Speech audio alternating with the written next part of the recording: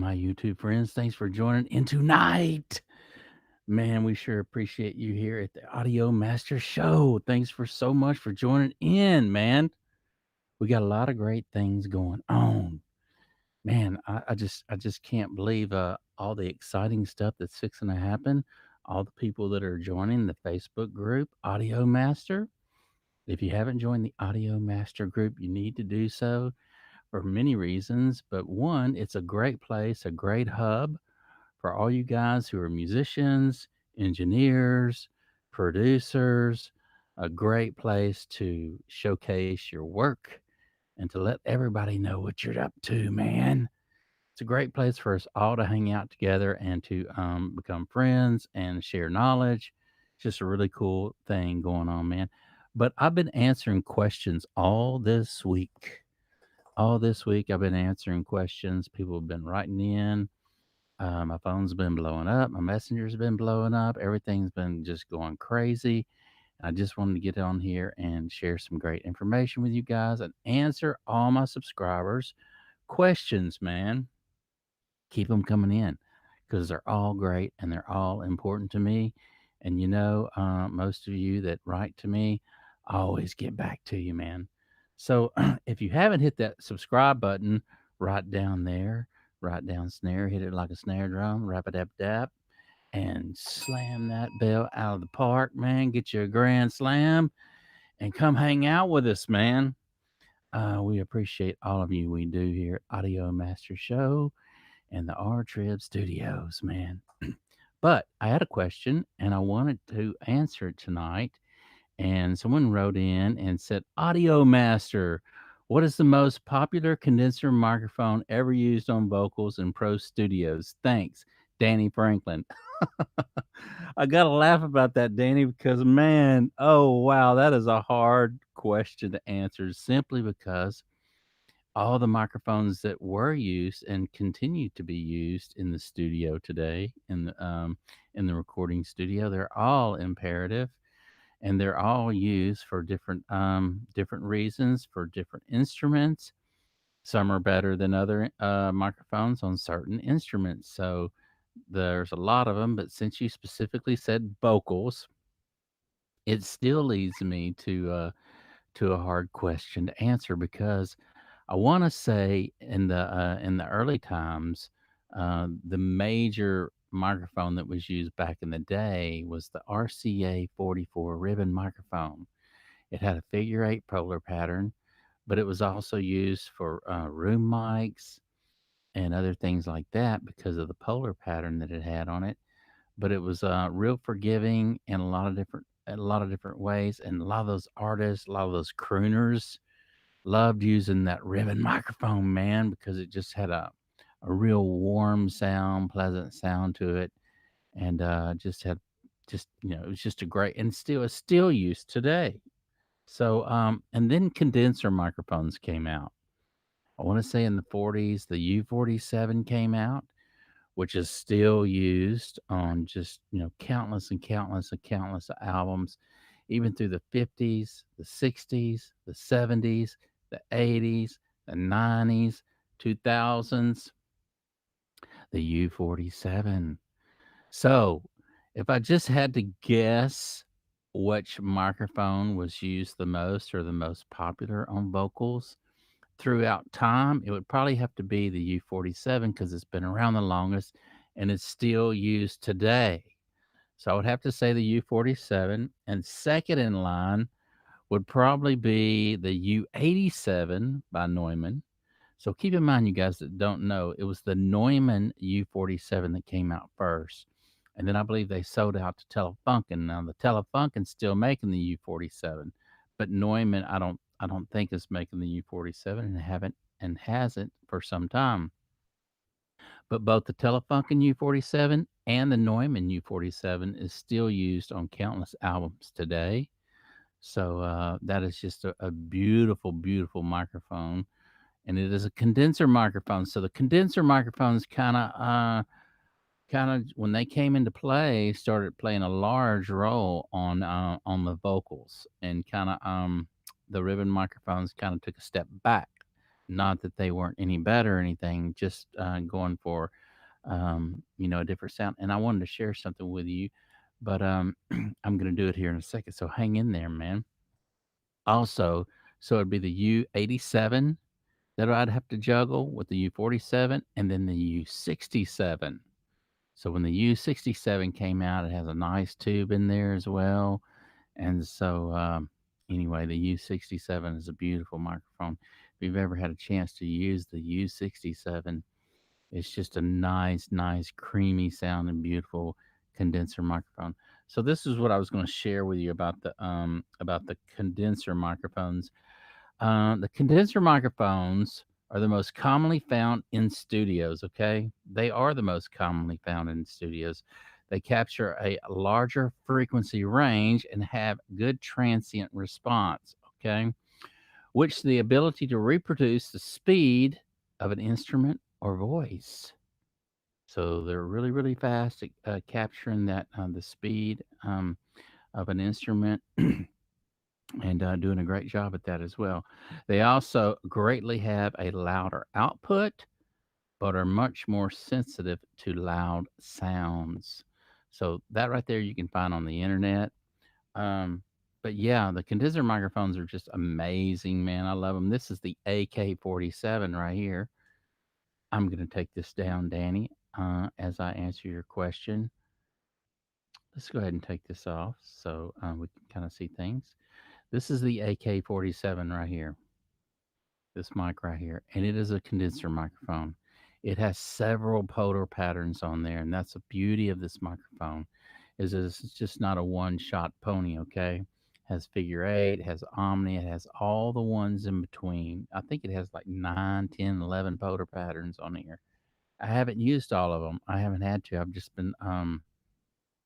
been really digging the straight on polar pattern as well as the omni. The omni, what's cool about the omnidirectional is when you get closer to the microphone, the proximity effect doesn't go crazy. So that's a good pattern if you don't have a lot of noise in a room and you want to create some very cool vocals that that you don't have to worry about the it getting bigger as you get closer to the microphone. So that's a really cool pattern to check out and to use on vocals. But I would have to say the U47, the U87, the U67. Now the 67 and the 87 were made by Neumann as well. And then those are probably the three most commonly used and most heard on all records that you hear today. 87, 67, U47. And then before that, it had to be the RCA 44 ribbon microphone that was used on countless albums. So anyway, I hope that helps you out, Danny, and I hope that when I seen that question, I was like, "Oh my God, is this a trick question or what?" But there's no trick questions, man. So I was like, "Okay, let me think about this because they're all just beautiful microphones." And but what condenser mics or what mics were used the most? And those are probably the four most used microphones of all time on vocals. And so, now keep in mind, there's tons of different microphones that's used on vocals. The RE20, which is a dynamic microphone, the Shure SM7B, which is another dynamic microphone. So, just because it's a dynamic microphone doesn't mean that it's not a great mic and can't be used on vocals. But those condenser microphones, man, picks up like I read off that little post right there. The condenser microphones pick up so everything. They hear every little smack, every little thing, annoyance that's going on with that singer, and it's a beautiful thing when the singer has a great pure voice and just sounds really good on a great high end condenser microphone. There's nothing better when you have a great singer with a beautiful, clear voice without a whole bunch of overtones going on. So when they hit that note, they're right on the note, and it sounds really pure. Kind of brings me back to think about Karen Carpenter when she was around. She just had that real pure voice, and she would probably not be the person that you would want to put on a dynamic microphone just because her voice was just beautiful. And I think I've seen a lot of footage of her and her brother in the studio where she was using the Neumann U87 as well as the 47 on a lot of her albums and stuff. So, what a beautiful thing, man.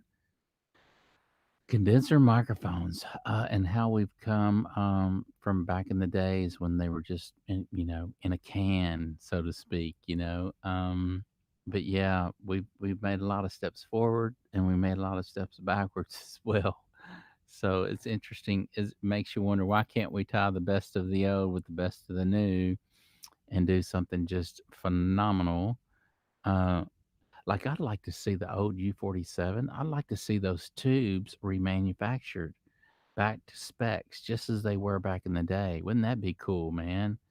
And even the Neumann U-47, Neumann needs to come out with the U-47 with the original capsule and the original everything, just everything.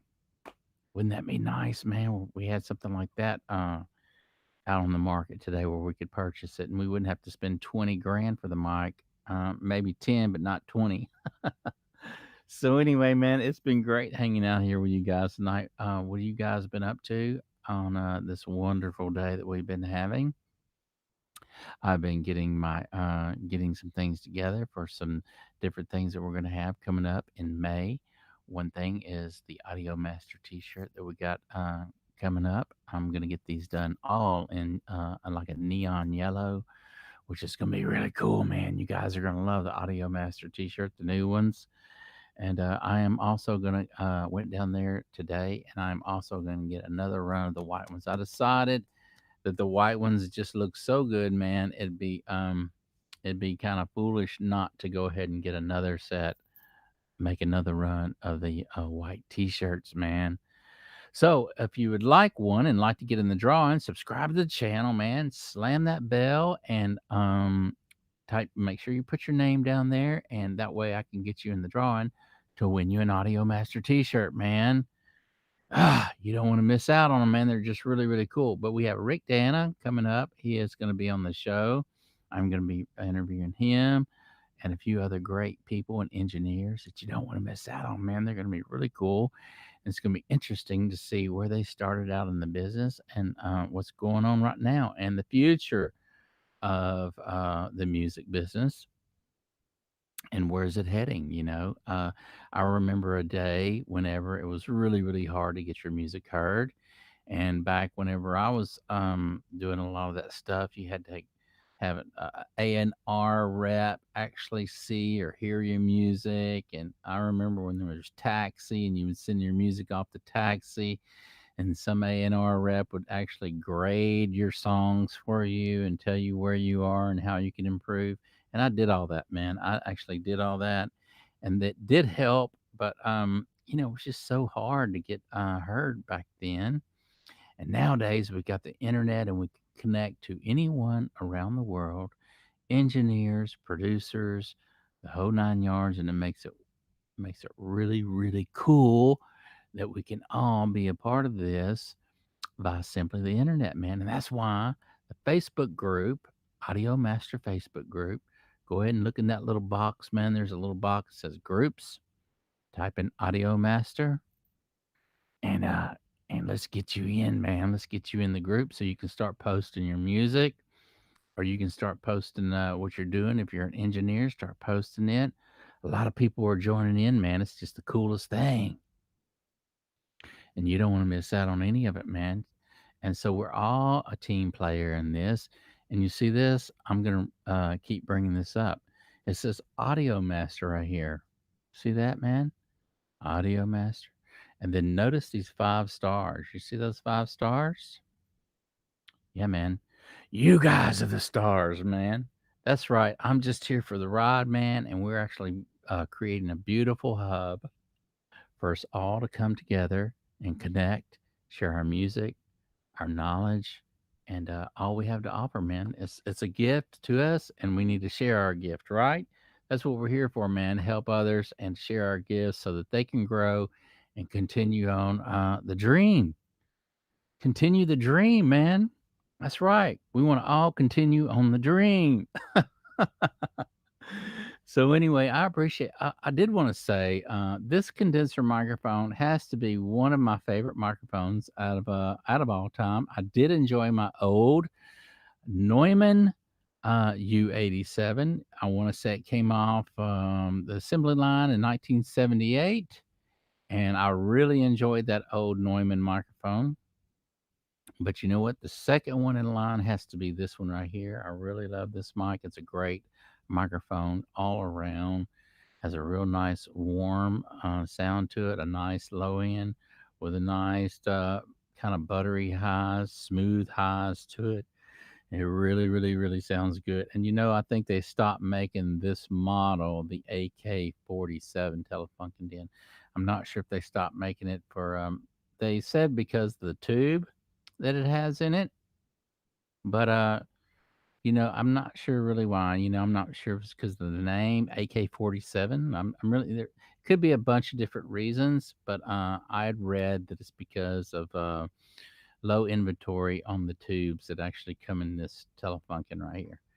But I really enjoy this mic. I just been doing some great stuff with it, and we got some great stuff going on, man. So if you haven't subscribed to the channel, go ahead and subscribe right down there, man, and get in. And that way we can get you in as far as logging you in and getting you your name in the drawing on an Audio Master T-shirt. If you're an engineer, you like music, you like recording, you got to get yourself an Audio Master T-shirt, man. Who doesn't want one? It's crazy, man. They're great. They feel comfortable. It's a nice tri blend on the shirt, real stretchy, and so they're just super, super comfortable, man. I've been giving some out, and we're gonna be doing drawings on some other ones, and then the neon yellow ones are coming, and they're gonna be hot, hot, hot, hot, hot, hot. It's gonna be a cool little item to have. But anyway, what have you guys been up to? If you've been producing any music, making any music, man, I want you to join the Facebook group Audio Master and start posting your stuff on there, man. It's another platform for you to share your music and for other engineers and producers to see, man. You don't want to miss out. How could you not want to be a part of the deal, man? So, I reached out to a guy who I somewhat kind of knew. He was a local guy, you know, and I thought, well, you know, he's a nice guy, man. Let's get him on in here. But see, a lot of people don't want to join groups because you know you get a lot of posts and whatnot, and they don't want to have to fin through them and whatnot. But look, man, if you're into what you're into, you're gonna want to join a group. You know, if you're into mixing and recording and you want to learn everything about it so you can go further in your journey and your love, you're going to want to join. You're going to want to be a part of that because everyone has something that you can learn from and you can contribute to. I mean, it's not rocket science, man, right there. I know there was a day when I had to go get all my information from the bookstore. So that meant me driving to Books a Million and going in there. And back in the day, they sold recording magazines. And they had one called Recording, they had one called Electronic Musician, they had one called a Mix Magazine, they had one called, was it Recording World or something like that? Or maybe I'm getting that mixed up with Guitar World. But there was, I want to say four or five good ones that I actually bought every one of them every month from like 1990 or 91 all the way past 2000 and I don't know, four, five, six, somewhere around there. Dude, I had a library of these magazines and just taught all kind of stuff about sample rates, about tape, about just all kind of stuff you learn from those magazines, what the top engineers were using in the studio, who they were recording in the studio, how they were laying down their bed tracks. mixing techniques, all kind of stuff. So see, we can continue to learn, but now it's just a lot easier because we have YouTube videos and we have groups that we can join, and other people will be gladly to share their information with you, and so that you can advance and get further along in your journey. Thank you guys for joining in tonight, man. If you have any questions about anything, please feel free to shoot me a question about maybe something, whether it's buying something that you're not sure of, or you want to advance in your studio or studio foam or anything like that. Hey, man, I get back to all of you. You know I do. And you're all important to me. So, yeah, join the Audio Master Show and subscribe to the channel. And we got some great things coming up for May. You don't want to miss out in May. We got some really cool interviews. Really, really, really cool interviews. And so post your music on the group. And you know what, guys? I'm not sure, 100% sure, but I think I'm going to be answering questions. It depends on how many more comes in. If I get I say 5 or 10 more questions that private message me. I'll probably answer a few of the questions throughout the end of this weekend, and then we'll probably have a good interview to do the first of next week. So, while I've got a little downtime, I figured I'd just get back to a lot of people who have been writing in and answer those questions, like yours, Danny, on the microphones, which is the most popular. There, like I say, there was many that was used, and but I listed out the ones that I thought that were used the most, and you can do your research yourself. But even those old pictures that you look at, and all the old pictures, those nostalgic looking pictures of people in the studio, whether from the Beatles or whoever was in the studio, you look in there what they were tracking with, and they were singing the U-47s, U-67s, and U-87s. So those are probably the most commonly used condenser microphone on vocals. And then other than that would have to be the RCA 44 ribbon microphone. So I hope you guys enjoyed the show tonight. It has been a pleasure hanging out with you guys as always. I really enjoy all of you. And it's really kind of cool having you in here, man. And just a lot of cool things going on in the studio, man. Hey, I wanted to mention this to you guys. I have my certain changes I use in my studio, and my go-to. Someone asked, they were using the Shure SM7B, and their question was, um, how can I get? I don't think that I'm getting the most out of this microphone. And then I was like, well, you probably want to, these mics really don't start to shine until around 58 dB. They're gain hogs, and they really need a lot of gain to really open them up, kind of like a hot rod, a car, the carburetor, you need to open that baby up and let some gas in there. So I suggested that, and he says he had a cloud lifter. And I was thinking to myself, these cloud lifters, all they really do is boost the gain. There's nothing significant about that other than they just boost the gain. And by the time you buy your interface or your preamp and then have to put a cloud lifter on that, you could almost buy just a nice high end preamp with high gain, at least 70 dB of gain or whatever. AEA makes one.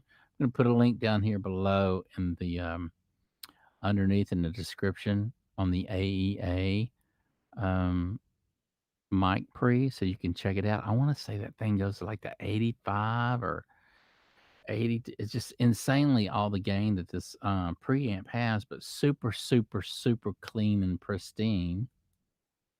And it's going to add a lot of character to. It's going to open that microphone up and just have plenty of headroom for you to work with on that preamp. But I was thinking, all these people that are buying these cheap little cloud lifters for, I don't know, whatever they cost, $100 or whatever they cost, I'm not sure. But don't waste your money on that stuff, man. just go ahead and get you a nice preamp with high gain on it, and don't run that other piece in line with your chain, man. Get you a nice preamp, get you a nice compressor, and then go straight to your DAW if you want to have anything in there, man. And that's going to get you down the road. You're going to be able to produce some beautiful, beautiful sounding stuff. That AEA mic pre, maybe through a Universal Audio 1176 or the 1073 mic pre going through LA2A or something like that. Then you're done, man. Your vocal chain is taken care of, and you're everything that you put through that, through those the 1073 and the LA2A, no matter what microphone you're going to use, you're going to have the gain that you need, and you're going to have just an outstanding, beautiful tone, man. It's all about having beautiful tone, just as your amplifiers, your tube amps have beautiful tones. So do your preamps. They have beautiful tones. And so those are your colors that you have to print with, man. So don't skimp on all this cloud lift stuff, man. Every time I see that, it just itches me wrong. Just because it's like, why spend your money there when you can just go ahead and get you a beautiful, nice sounding preamp, and then be done with it, man. Just be done with it. The less you have in the signal in the chain, the better it is anyway. And also remember, the shorter your cables are better too. So keep those cables short as possible, as fat as possible, and all my cables is monster cable 1000, and I've had them for many years now, and they're just proven time and time again how much I notice the big difference whenever I plug those monster cables in. So monster cable, beautiful preamp. Keep those cables short, and then from your preamp to your compressor, if you're going to put a compressor in line, make sure your cables from there are short as possible, because shorter is better and less is more. Keep that in mind. I hope that helps you out, man.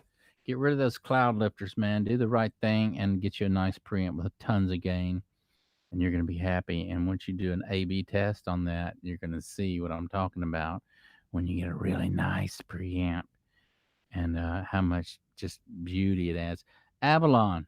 The Avalon stuff is great too. So here's a few great preamps: Avalon, Tube Tech, Universal Audio, and what's another one? 1073. Get you a 1070, 1073. Man, they're just those are probably your go-to. Okay, and then compressors 1176, the DB 160, and then also Tube Tech makes some great compressors. Avalon makes some great compressors. Manly. So a nice manly preamp, manly compressor. You're not going to go wrong there, man. Just trying to name some really, really good gear that's in every major studio and is used on countless albums, man. If someone was writing in the other day and asking about interface, and I did a video on interface, and you know, uh, RME makes some great interfaces, and just it like I say, that's really where your sound is. It's not in your DAW, it's in your interface. So preamps, compressors, interface, and then whatever DAW you use, it really doesn't matter. That's just how you're going to navigate around and get. It's not going to make your sound any better as long as you can put external plugins in there. You should be good to go. So thank you guys for joining in tonight. As always, the Audio Master Show. We got a lot of great things going on. Join the Facebook group, Audio Master.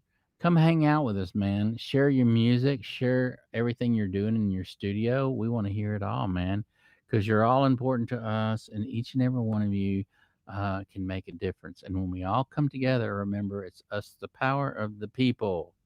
So that's what we're doing. We're creating a beautiful hub for all musicians, engineers, producers to come hang out, share their knowledge, friendship, and join together, man. Thank you again. We will see you tomorrow, same time.